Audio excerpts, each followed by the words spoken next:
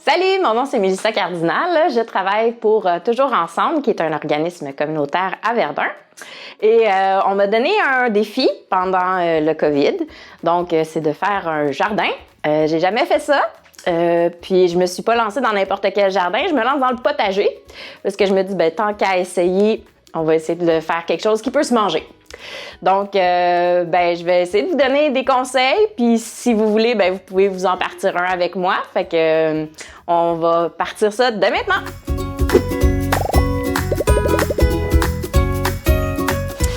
OK, alors, avant de commencer à planter ou à jardiner, il va falloir commencer par penser où est-ce qu'on va mettre notre jardin. Dans mon cas, on en a fait un. Fait qu'on a creusé, puis on a fait des barres en bois. Donc, ça s'appelle un jardin surélevé. Puis on a fait venir une barquette de terre, puis on a tout dompé ça là-dedans. Vous pourriez aussi faire des jardinières accrochées au balcon ou encore dans des pots.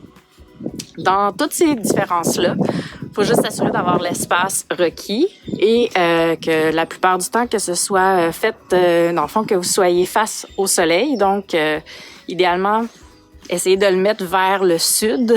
Donc, c'est où est-ce que il y a le plus de soleil. Donc, à réfléchir. Et deuxièmement, la terre que vous allez utiliser, votre terre si vous avez un petit terrain, prenez pas cette terre-là, idéalement. Je sais que chez les IGA, les épiceries, les quincailleries du coin, vous allez trouver des sacs de terre. Ça va s'appeler des sacs de terre à jardin. C'est du terreau à jardin. Donc, ça va être important de mettre ce genre de terre-là parce que la terre noire est pas assez nutritive pour les plantes que vous allez planter. Deuxièmement, si vous plantez dans des pots, jardinières y compris, essayez de prendre une terre faite pour les pots parce que la différence de planter dans la terre directement au sol ou de planter dans un pot, c'est que la terre va sécher beaucoup plus rapidement dans un pot et il va falloir l'hydrater et l'arroser beaucoup plus souvent. Ceci dit, il faut qu'il y ait des trous en bas dans le fond du pot parce que sinon l'eau va pas s'irriguer et ça va rester pris. Les racines peuvent être pris dans l'eau et ça risque de moisir. Donc, vous voulez pas ça. Vous voulez que l'eau puisse s'égoutter. Donc, assurez-vous d'avoir des trous dans les pots si vous en avez et des jardinières aussi. Puis, assurez-vous de leur donner beaucoup d'eau parce qu'ils en ont vraiment besoin. Donc, voilà pour le début. Et on va retourner à l'intérieur pour les semis pour commencer le jardinage.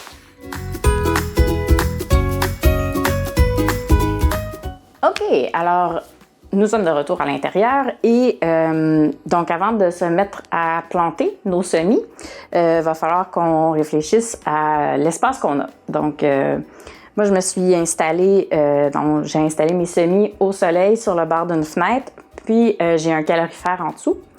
Donc, la température quand le couvert est sur mes plants, donc ça tourne autour de 20 à 24 degrés Celsius, ce qui est super important parce qu'il leur faut de la chaleur, du soleil et de l'eau.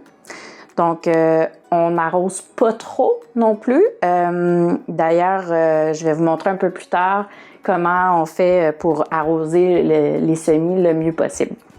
Donc, pour commencer, on va regarder dans quoi on va les planter.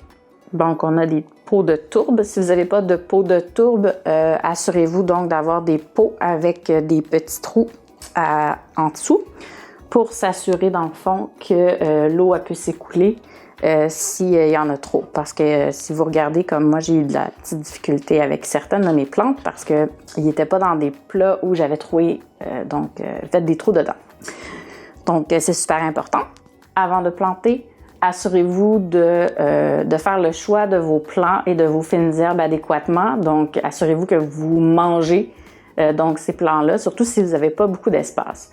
Donc, si vous faites pousser des concombres, puis vous en avez vraiment beaucoup, mais que vous perdez de l'espace pour des tomates que vous mangez vraiment beaucoup plus, assurez-vous de planter la quantité idéale.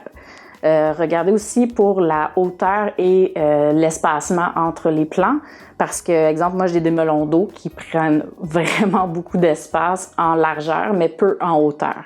Donc à ce moment-là, je peux mettre aussi des plants comme les haricots ou les pois mange-tout qui vont en hauteur au lieu d'en largeur. Il y a deux autres choses qu'il faut réfléchir, donc le treillis et la protection.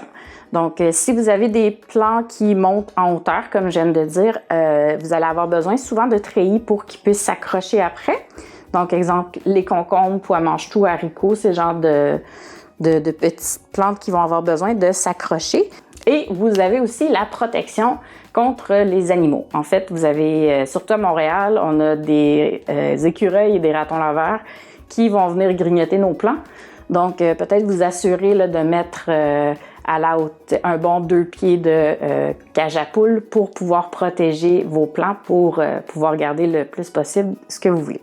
Donc, passez une belle semaine, puis on se revoit une autre fois.